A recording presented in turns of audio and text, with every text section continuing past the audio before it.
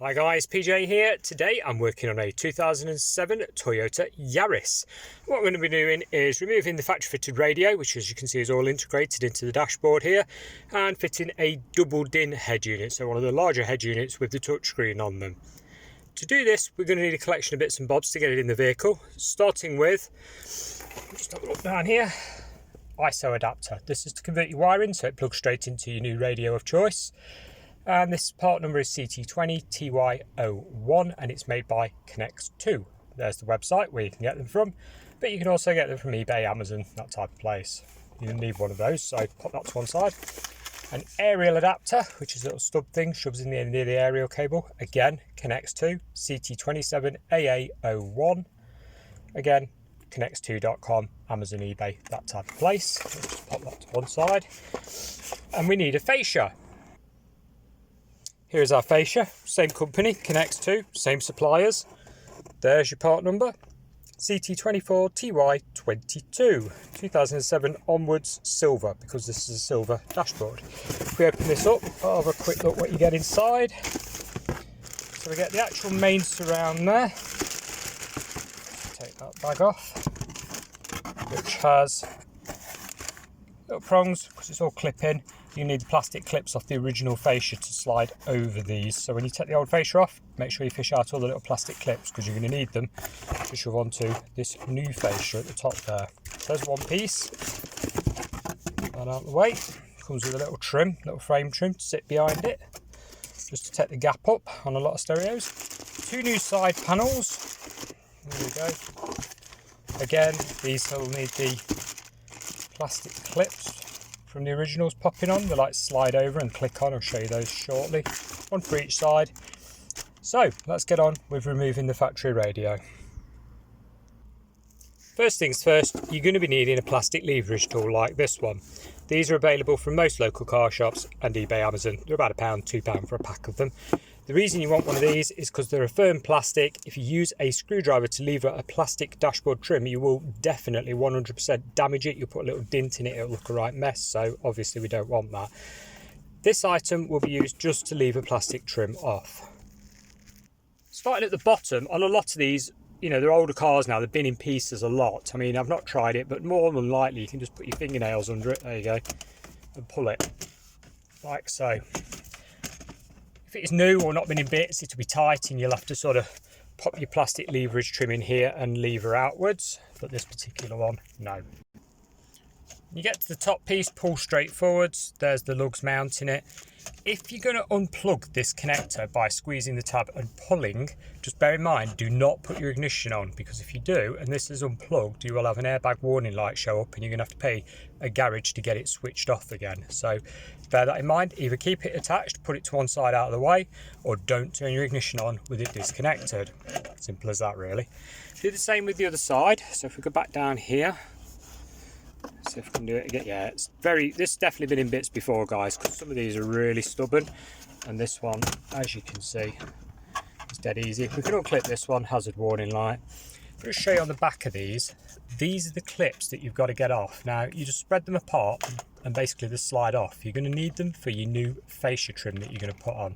So we've got to pop all those off. Normally a little flat blade just in there, just to pop it, just to make it come off. Here we have the clip that I've put the little screwdriver behind and levered it up. Like I say, they're just a little springy clip look.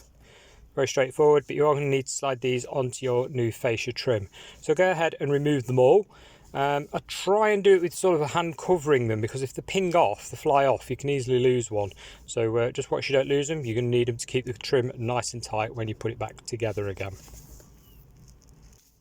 Once you've removed all three, there's one there, one in the middle and one at the far end there, we're then on to the hazard warning light switch. There's basically two bits of plastic here, you pinch them together and it comes out the front like so. Very straightforward. We'll now get on with the other side that's still plugged in because of the airbag warning light. Clips removed from the other side, airbag warning light removed. Again, it's on springy bits, so you just squeeze the plastic tabs and pull. Just a quick note regarding this, we're going to plug this back in now. So in other words, if we want to test the radio, we can do without having to reassemble the entire dashboard. I'm not going to do this one-handed, am I? There we go.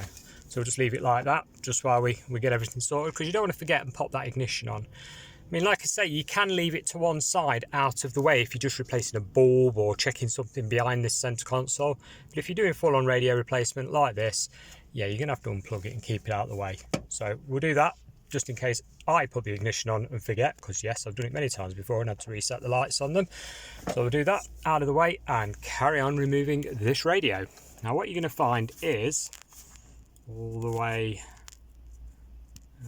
down there. There we go, a screw, got to remove that. There's also a bolt head, one there and one there, and also one there and one there. Remove all those. A magnetic screwdriver is really handy for this, guys, because obviously when you pull the screw out it's going to fall. With all 4 screws removed, the next bit, they're normally quite tricky. They're normally really well in on these spring clips that you see here. So what I suggest you do is put your hand in the corner here, or your plastic leverage tool, sort of like so, and lever against it. And basically you're going to pull, yeah?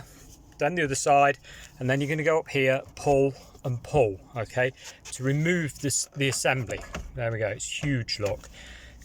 Really you could do it covering up the lower area with a dust or some cardboard, because obviously this is steel at the back. You don't want to drop it down, scuff all the dials, scuff the gear knob.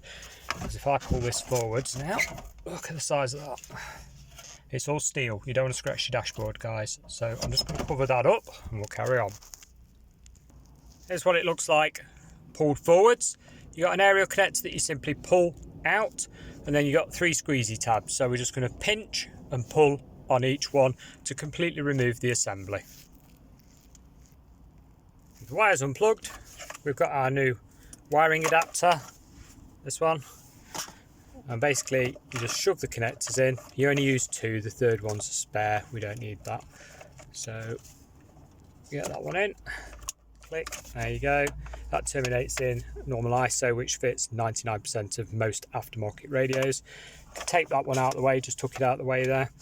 That's your wiring done, leave that to one side. This particular car, the aerial cable's disappeared into the abyss, there we go, is on a male spade, so we are not going to need the aerial adapter that I showed you, this one. I've seen a lot of them where you do need it, so you're going to need to, well, you can always return it to the shop, but you're going to need to check. I mean, this one doesn't need it at all, look, it goes straight on, which is nice. But like I say, I have seen them where it's a female version and you are going to need it.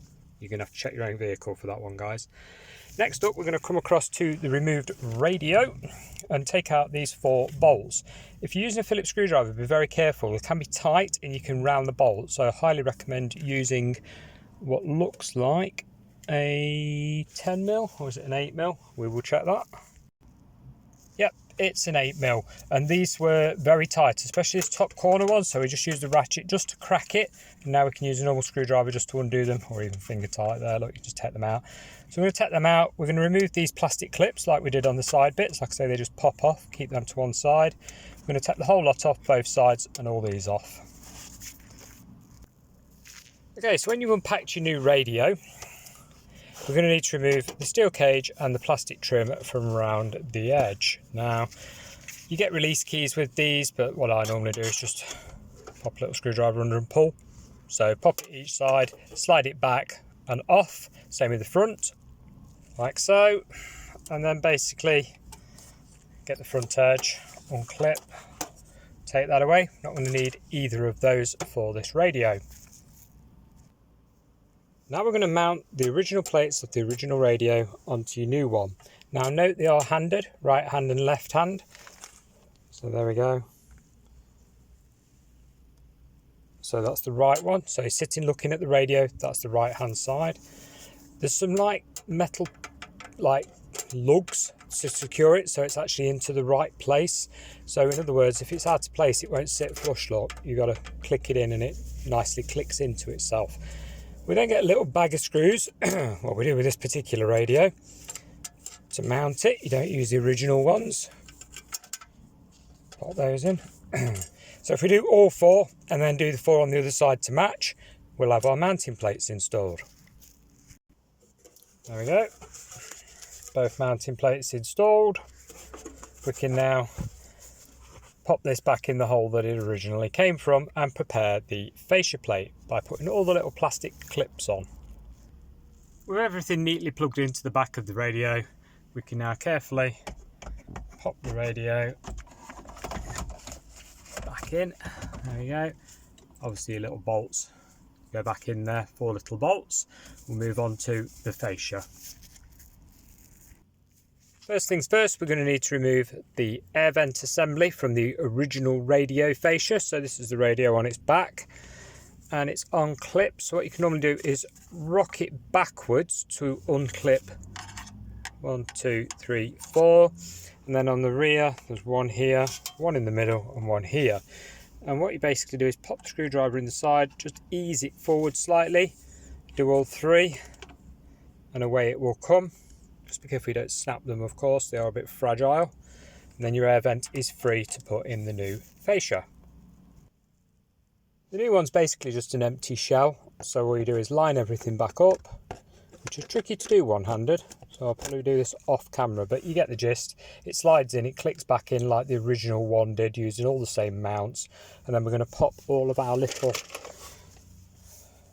pink connectors, little clips back over the edges like so. Click, there you go. Do all those on the side pieces as well, guys, because your new side pieces have the same things, look, so you're gonna have to go around and clip them all on these tabs. All 3 plastic tabs installed on both side pieces now, so that one's done, and 1, 2, 3, 4 on the main fascia as well, and obviously everything is now clicked in. There we go, looking nice. And as you can imagine, this now slides basically over. Starting to get the idea of what this is going to look like now, aren't we? It's going to look really, really nice. Yeah, so we're going to click this back together. Now is a good time to test your screen works. Now bear that one in mind, make sure this airbag thing is still plugged in, very important. So pop your ignition on, test it all. If it still works, you can then start clicking everything home, putting your switches back in your new side panels and finish the job off. So with everything tested, got the radio in. I did on this one have to use that really thin little metal frame just to space it out. It's like a little plastic slither that comes with the fascia, and some radios you're going to use it to take the gap up, some you're not. This one, look, it does just sit nicely. We've already popped this side in. Okay, so obviously your switch just shoves in, clicks in, pop your cable on the back of it like so, look, and then they're on these push connectors that you've put on already. You basically just line them all up, and there we go. There's your radio, all nicely done and sorted. And that is how you fit one of these in a Yaris. Guys, if you've got any questions, pop them in the comments below, but just bear in mind I get absolutely bombarded with questions every single day, so I do struggle to reply quickly. Just bear that one in mind when asking a question. I will get back to you, just not straight away. Thanks a lot for watching, and I will catch you again next time. Bye for now.